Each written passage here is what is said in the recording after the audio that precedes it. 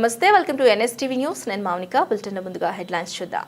రాజానగరం నియోజకవర్గం కోరుకొండ మండలం Korukonda MEO office నందు ఉపాధ్యాయ ఎమ్మెల్సీ ఎన్నికలు ఉదయం ప్రారంభమైనవి. ఈ పోలింగ్ స్టేషన్లో 73 ఓట్లు ఉన్నట్లు అధికారులు తెలియజేశారు. ఎన్నికలు సక్రమంగా జరగడానికి కోరుకొండ ఎస్ఐ శ్యామ్ సుందర్ ప్రత్యేక బందోబస్తు ఏర్పాటు చేశారు. అదేవిధంగా మెడికల్ క్యాంపు కూడా ఏర్పాటు చేసి ఓటర్లకు ఎటువంటి ఇబ్బందులు లేకుండా అధికారులు ఏర్పాటు చేశారు.